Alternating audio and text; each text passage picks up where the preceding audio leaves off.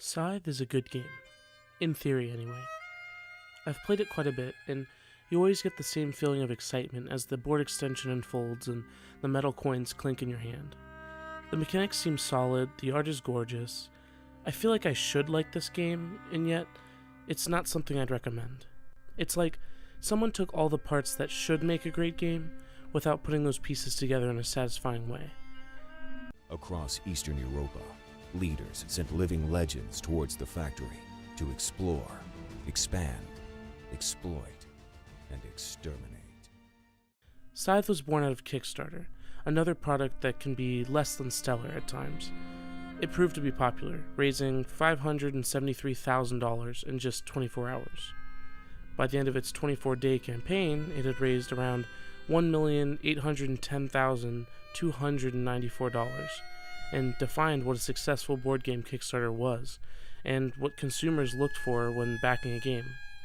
It had all the elements for success: gorgeous art, modular player boards, encounter cards that tell a story as you play, realistic resources, and even metal coins if you're willing to shell out a bit extra. It promised engaging farming and war, a 4X game that took only 30 minutes per player. On this journey of farming and war, broken hearts and rusted gears, innovation and valor. In reality, farming is the main part of Scythe, as players need resources to power almost everything else in the game. This is fine, but combat suffers as a result. Normally, there's positive and negative types of reinforcement, but Scythe falls distinctly into the latter. Combat never feels like something you want to do. It's more of a last-ditch effort if you need that last star or two. Combat is driven by players' decisions and cunning, not randomness. In practice, however, randomness isn't always a bad thing. Without it, combat becomes a war of de-escalation, where players know most of the time who will win a battle, and pull troops out before anything happens. The few battles that do occur then aren't really tense and exciting, but one player absolutely destroying another. This isn't really fun, and it's not like the winner even necessarily wins. In combat, the attacker loses popularity for every worker in the hex that they're attacking. This just creates more negative reinforcement that drives players to stay focused on their own little board, making the game more solitary. And similarly, later stages of production see the players hemorrhaging power, popularity, and coins to accomplish the seemingly endless tasks that give them victory points. This is made worse by the fact that Scythe can be frustratingly slow with higher player counts, and that's heightened by the first expansion, which bumps the max number of players from 5 to 7. For a game that markets itself as a tighter, more focused game than its contemporaries, Scythe offers too much, taking what could have been a genre-defining game and disguising some of its flaws with high-quality components and beautiful art. Just as important as engagement between players is how you choose to interact with the people of the land. The problem with Scythe's story is another problem entirely. I know some people don't always play board games for a deep or compelling story, but in my experience, I've found the best games allow for emergent narratives among players. They happen over the course of the game because of a player's interaction with other players, or the mechanics of the game itself. Scythe is not one of these games. Let's be honest for a moment. There are no people of the land. When I draw an encounter card, it lists 3 outcomes, one of which is normally more beneficial for me at that moment in time. I don't really care if it involves befriending the locals or stocking up on supplies for the harsh winter ahead.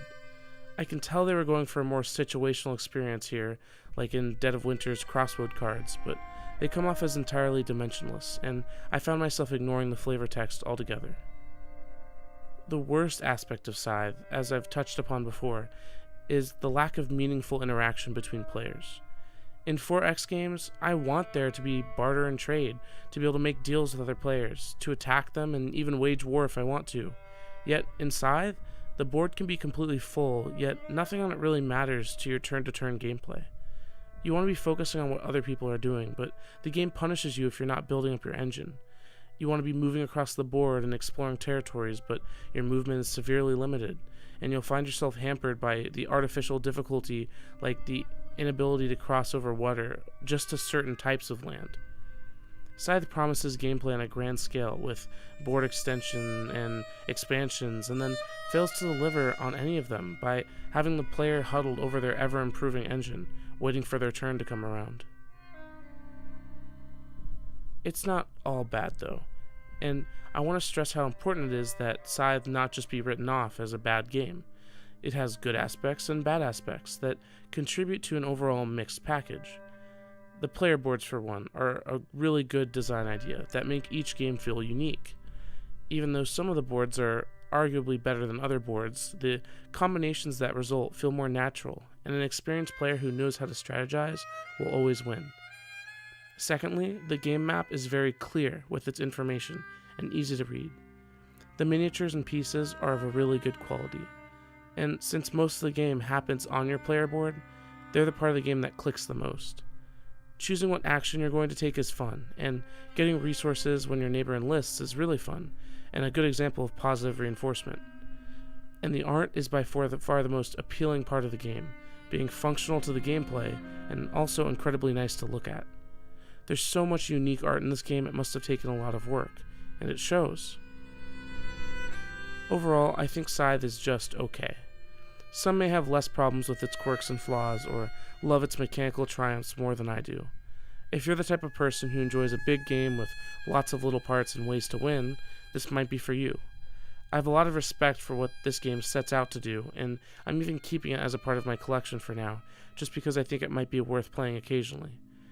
And I'm interested to see if the final expansion fixes or addresses any of my main concerns with the game. These opinions were just that, my opinions of the game. Have you played Scythe? And if so, what do you think about it? Is it overpraised and underdeveloped, or do you think the design deserves the credit it gets? Thank you.